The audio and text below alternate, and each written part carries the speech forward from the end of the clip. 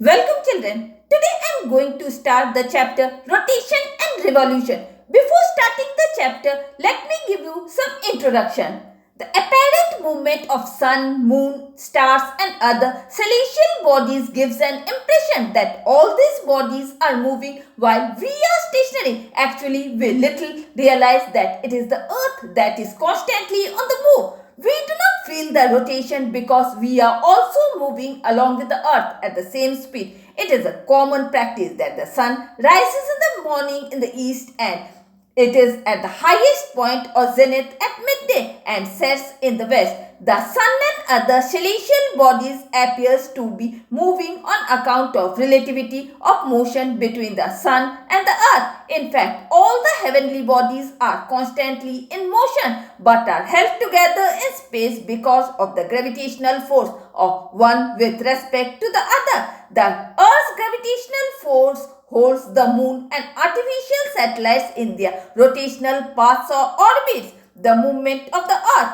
The primary movement of the earth are rotation and revolution. Rotation. The earth rotates on its axis from west to east once in 24 hours. This movement causes day and night. Revolution. The earth revolves around the sun, making one complete revolution in approximately 365 and 1/4 days. Since Earth is the only planet with life on it, all these movements of the Earth affect the types of plants and animals inhabiting the Earth. Because of the varying amount of sun's heat reaching the various parts of the Earth due to the Earth's spherical shape and inclination of the axis, the amount of insolation varies from place to place. Since temperature is the basis of climate, vegetation and atmospheric changes, it greatly affects the variety of life on Earth. Rotation of the Earth and alternation of day and night. The varying length of day and night is directly related to the Earth's rotation on its axis once in 24 hours. While rotating, a part of the earth facing the sun has the day and the other part night. Circle of illumination is the imaginary line which shows clear demarcation between the phenomena of day and night on the earth.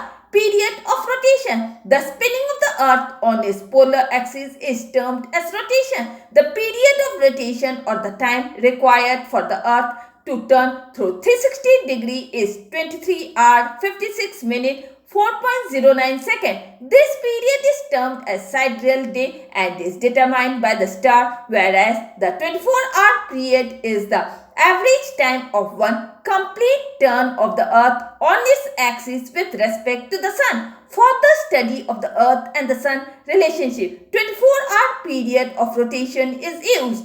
Effects of the speed of rotation. All the moving bodies on the earth's surface, especially the ocean currents and winds, are deflected towards the right in the northern hemisphere and left in the southern hemisphere due to Coriolis force created because of the rotation of the earth. This is called Ferrel's law. Cyclones and anticyclones are also deflected in both the hemispheres, causing atmospheric changes. It affects the pressure wells and movements of the air on the earth's surface. The bulging of the air and at the equator and flattening at the poles takes place due to different speed of rotation. Effects of rotation. Rotation causes day and night. The variation in temperature is also due to rotation, and as part of the earth receiving the sun's rays accumulates the heat during the day, it raises the day temperature, while at night a part of this is given off and the temperature cools down. The apparent movement of the celestial bodies is the evidence of Earth's rotation. We say that sun rises in the morning and sets in the evening. It is an illusion. Actually, it appears so because of the rotation of the earth. Sun is stationary and we are moving with the earth at the same speed. It is like when one is sitting in a fast moving train. The trees and houses appears to move at a fast speed, whereas actually they are stationary and we are moving with the moving train. Thus the rotation of the earth from west to east determines the direction in which the sun, moon and stars appears to rise and set.